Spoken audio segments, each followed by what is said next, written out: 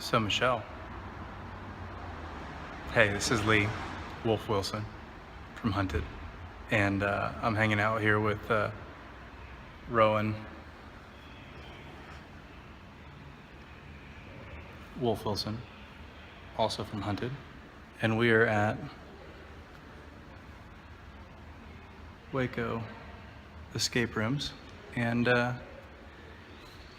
just chiming in to let you know that the boys, your good friends, on the podcast have been playing you like I played the Hunters.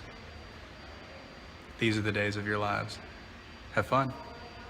So it's time to run through some of the clues that you probably should have noticed. In a tribute to our shared love of the mole, here is your own mole clue video. So starting with our very first clue that we unleashed upon you. And this one was possibly our most ballsy one. On January 15th, I posted this picture into the group chat that we have for Your Time on the Run, the Hunted podcast from Reality TV Warriors. In it, you can see me giving the finger to an Amazon listing. That listing is actually a reference to one of the questions that we face in our appearance on television programme The Code. And it is a model train set by Hornby Train Sets, just so you know, just out of interest. And this picture was actually posted in our group chat 2 hours after we actually filmed the episode. For the second clue, we need to start right at the beginning. Each episode title for our Hunted US recaps was chosen very carefully by two people, me and Anthony. And they were chosen to have a duplicate meaning. To begin with, we'll look at them together. The first recap was Extracting Hipster Monty, the second was Drinking Gravy on Survivor, the third, Outwit, Outplay, Outsass, the fourth, Carry On Hunting, the fifth, Every Wolf Has Its Day, the sixth, His Master's Ploys, and the seventh, and final one, was The Sledgehammer is Mightier Than the Sword. For this clue though, we just need the first words. Here we took inspiration from the television programme Better Call Saul, whose second season episode titles spelt out a phrase which would hint at the plot point for season 3, or the initials would at least.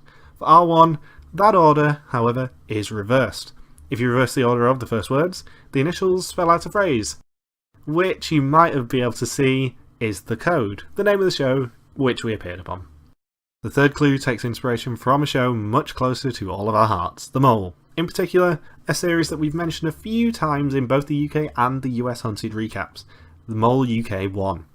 In Mole UK 1, the major clue of the series was that the first word of every episode spelt out who the mole was.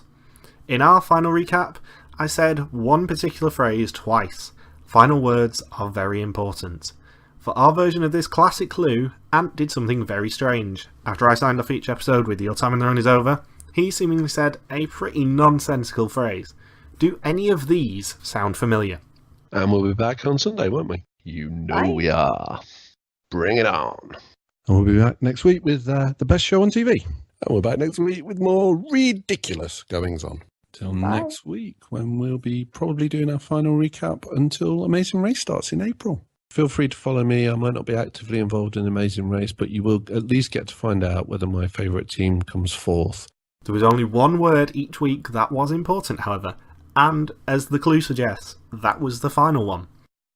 Had you paid attention to these words, you may have spotted that those last words spelt out a phrase of their own. We are on TV on April 4th. Which was the day our episode of The Code aired. If you cast your mind back to our episode 6 recap, we discussed how awesome it is to hide clues in episodes of TV and radio programmes.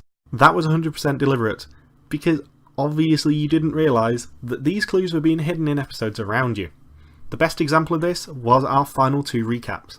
Both of these episodes featured an advert from a local business, in inverted commas. I think you might have twigged by now that these weren't entirely genuine. Shall we listen back to them?